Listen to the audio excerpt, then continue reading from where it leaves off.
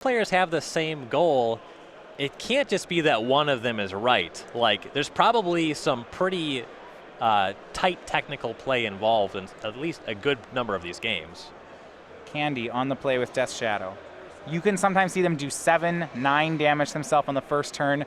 It can be dangerous here because he may not know that his opponent is a burn deck right now. Yeah.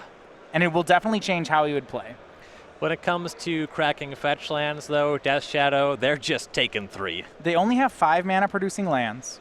It's 5 shock lands and 12 fetches. It's a 17 land build he's on.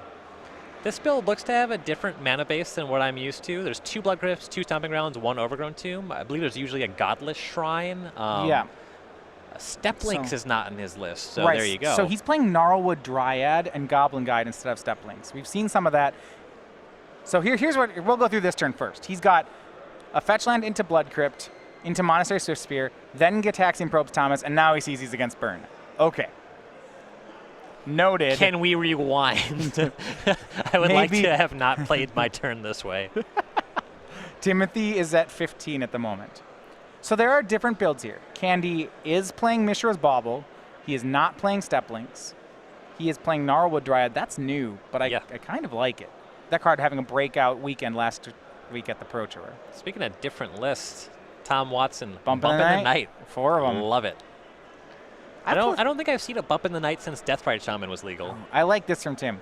He saw the burn deck, and then he casts another Probe for life. Part of what Candee has going for him here is that Watson just has the 1 land, so it's going to be tough for him to keep pace here. And at 13, 1 more point of damage, you can start casting Death Shadows. So a Lava Spike followed by Tim probably doing at least 2 damage to himself on the following turn. Can start Death Shadowing. Gitaxian Probe is 2 to me, 1 to you. Yeah, I accept those terms. Yeah. For Tim, now we go back to Watson's turn. Wooded Foothills is a fetch.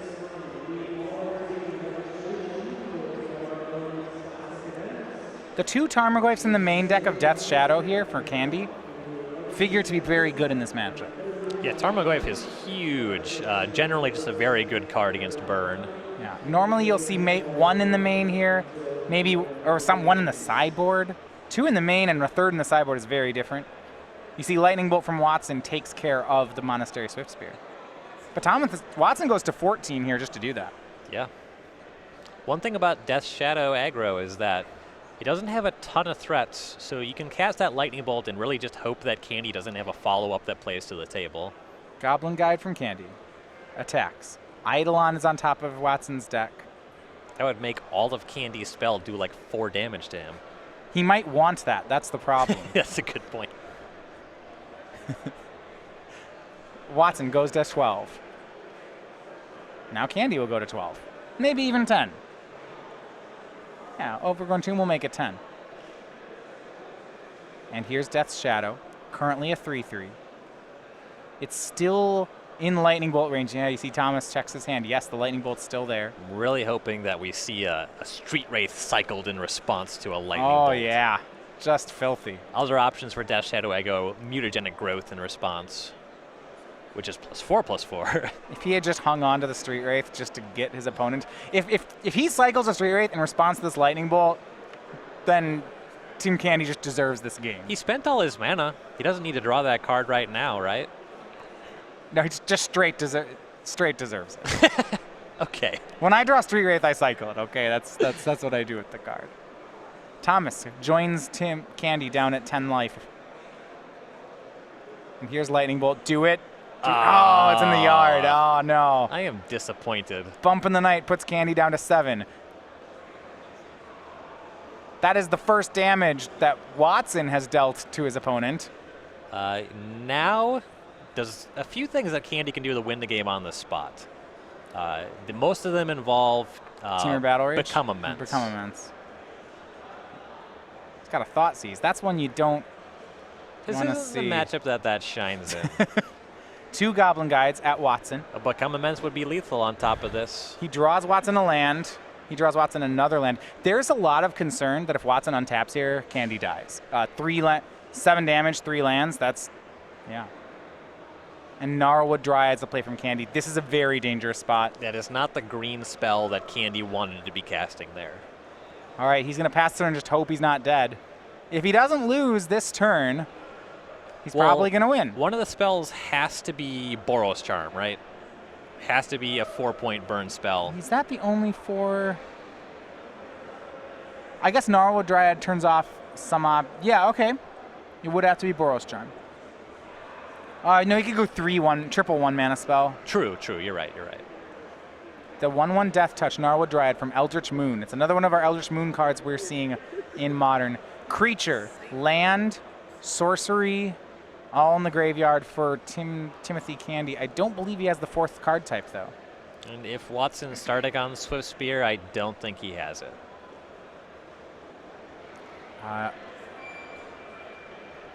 Nothing like a mutagenic growth in his deck list. I think that... he can't do it from there. Yep. And he just passes, leaving it back as a blocker now. He can survive the turn. Okay.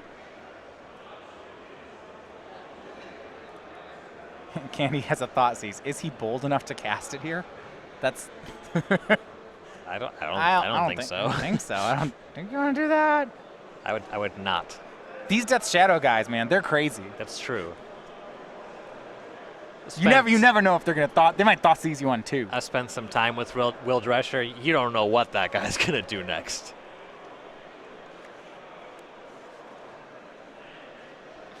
Sometimes they cycle Street Wraith on your turn. Just you don't even know why. These guys play Wild in the Cattles off Overgrown Tombs. Okay. You're so right. Though Candee doesn't. He doesn't have any Wild Nicattles. Always doing that Dryads instead of the Nicattles. Yeah, it has Death Touch. I don't know. I really like Wild Nicattle. No, he's going to Thoughtseize him. Yeah. I will say for Candee's list, he is way less likely to not be able to cast a spell that he has in his hand. His mana's pretty good. Yeah. It's just Jund colored. I did not actually think he was going to Thoughtseize him here. These guys are crazy. Surprise. Yeah. Okay. You just don't know. So Watson will fetch in response. We don't know what's going on now. Could be a Lightning Helix. What if Watson Searing has Blaze? double Lightning Bolt? Searing Blaze. Yeah, Searing Blaze is great. Because he wanted to prowess the Swift Spear on. Oh, that's sweet.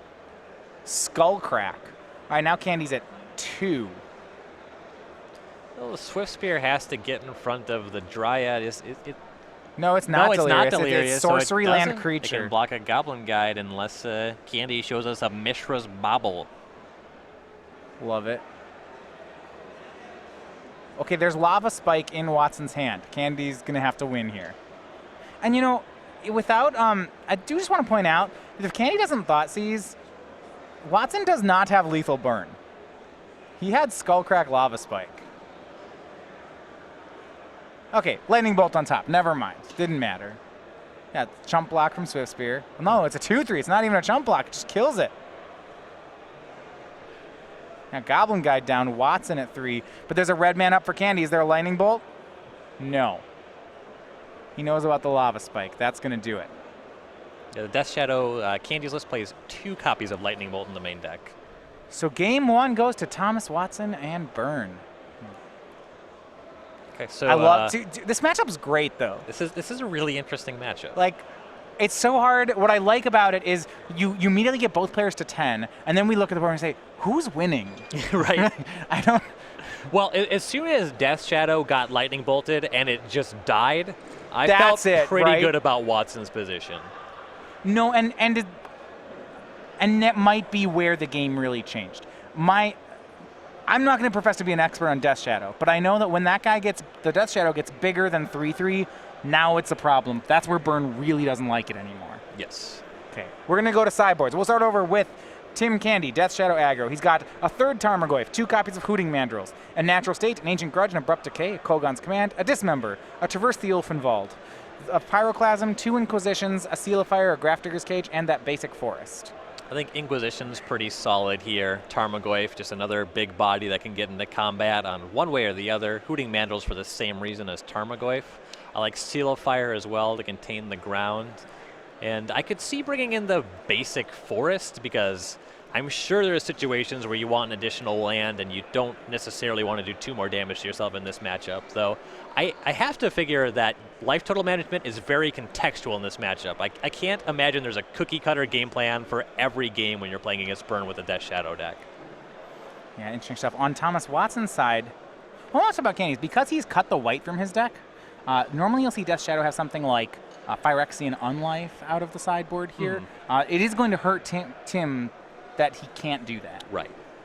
On the Burn side, 1 Rending Volley, 3 Ensnaring Bridges, 2 Path to Exile, 2 Stony Silence, a Dragon's Claw, a Grafdigger's Cage, a Skullcrack, 2 Core Firewalker, 2 Wear Tear. Path to Exile is great. Love it. Just deals with everything. Ensnaring Bridge? It's kind of slow. Yeah, and you're I know. I don't know. Burn deck. I don't know. But they're in there, right? They sure are. Maybe. It's a question mark. I'm not sure. It's the kind of card that certainly varies in value on the play versus draw. I think on the draw, it's just way too slow. If Timothy's he's not a Steplinks deck, so he can't sneak across the bridge. Yeah, and it'll stop a Death Shadow on turn 3. It won't stop a Goblin Guide. It won't stop a Monastery Swift Spear. Yeah, maybe not. This card is probably just bad in this matchup. All right. So this is our last, if you guys are just joining us, the Syracuse Open, this is our last Open before next week's Invitational in New Jersey.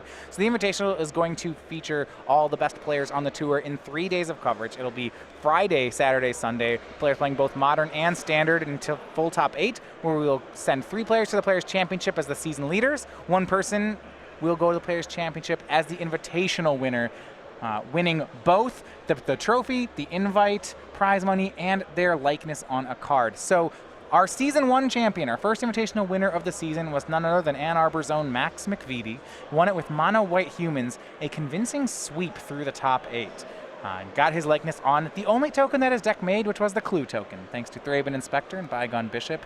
You see there the Engineering Student had his likeness on a card. These are, the window for getting these is running out, so you're going to want to get one soon. They're given away at all Opens and all Classics at any of our SCG weekends. If you don't make it out to a tournament, you can get them in the mail if you place any order from StarCityGames.com of at least $5. Now, keep in mind, we'll be giving these away next week at the Invitational in New Jersey. So if you want to come out here and get one of them, that may be your last week to get it, as we'll be crowning a new Invitational champion next week, which means we'll have a new token shortly after. I'm curious to see what kind of token we end up with the Invitational. Of course, I want to know who's going to top 8, what sweet decks we see next weekend. Standard and Modern are both in interesting spots. But at the back of my mind, I really want to know what token seems hot right now. So here's the thing. Eldrazi Horror sees no play in Standard or any constructed format, but I would just kind of want my picture of myself being turned into an Eldrazi and having like tentacle arms and be like, no! I like it. I like it. All right, Candee on the play, game 2. Stomping Ground puts himself to 18, Goblin Guide puts Watson to 18. Tie game.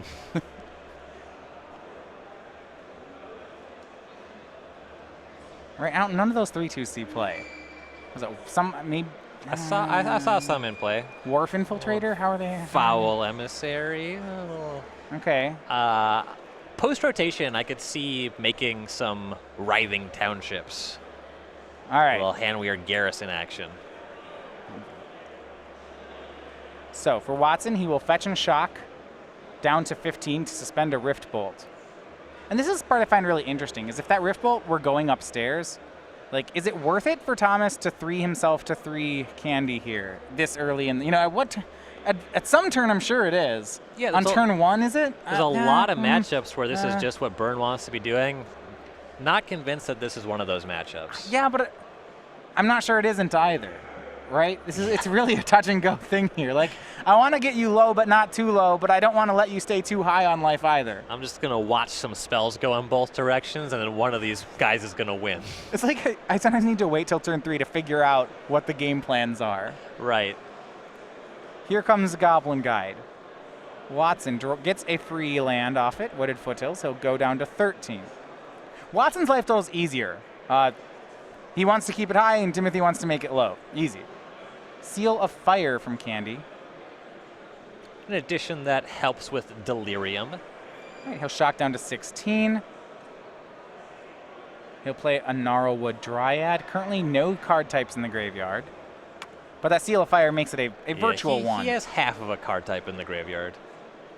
So we go back to Watson. Goblin Guide will be met with a Rift Bolt. 1.5 card types in the graveyard. I was wondering which creature Thomas was going to actually target with the Rift Bolt.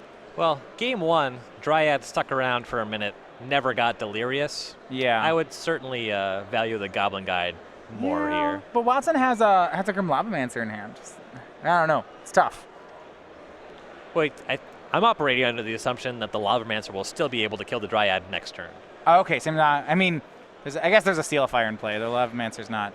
Yeah, it won't be able to do anything at all ever, but, you know, were it to stick around. I like the matchups where Candee shoots himself with the Seal of Fire.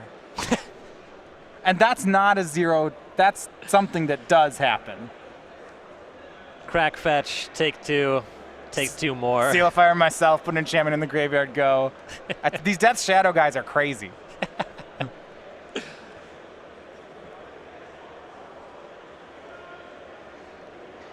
Bump of the night from Watson. Candee down to 13. Death Shadow range? He'll play Grim Lavamancer. Not worried about the Dryad getting Delirious.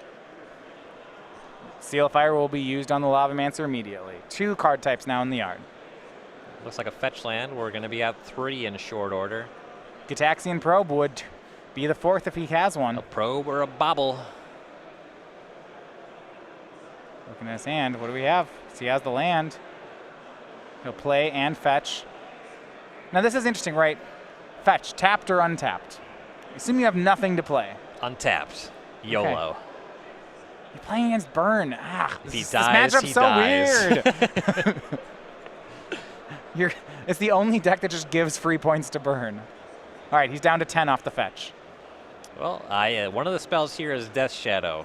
Yeah, but this is that situation just like last game. Oh yeah, where you don't want it on 3. Yeah. You want to be at 4. Maybe. I'm not sure what the last spell has. It might be a Traverse the Ovenwald is the last spell. Well, that'll work. It is a sorcery, and well, the Traverse would turn on the Dryad, but it wouldn't be on itself. Interesting. So he doesn't actually attack with the Dryad. He leaves it back to perhaps block. Yeah.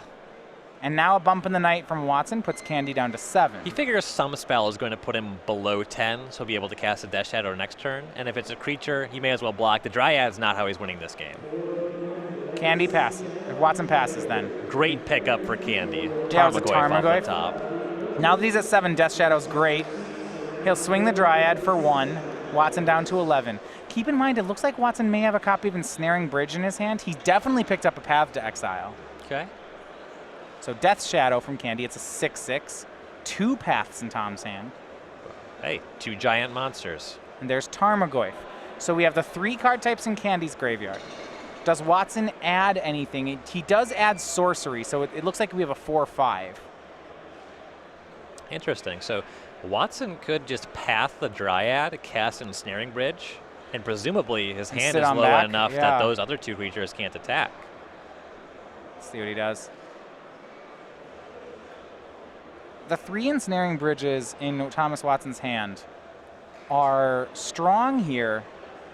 Well, the thing about Ensnaring Bridge, though, if it was just other cards in the deck, 7 is not a lot of damage to deal. Right. No, what I mean is it's definitely something that is in the Burn deck's range, but as a Burn opponent, you're not always sure if they're going to play something like that. Yeah. I spotted a Boros Charm in Watson's hand, and that combines with so many main deck cards to just end the game. All right, so he'll path away the Tarmogoyf. And actually, Watson has somewhat a lot of cards. The Ensnaring Bridge plan, if he doesn't draw a land, I think his bridge would be on 3. Okay, he's just got too much stuff in hand. Yeah, I think he'd actually just die to the attack. Well, there's another problem with the bridge hand. Yeah, all right, fair enough. Draw from Watson. Did he get the lethal burn? Looks like Bump in the Night Boros Charm. Boros Charm, bump. 4 and 3, that's 7. Game 2 and match goes to Thomas Watson and Burn. He improves to 8-0, remaining undefeated on the day.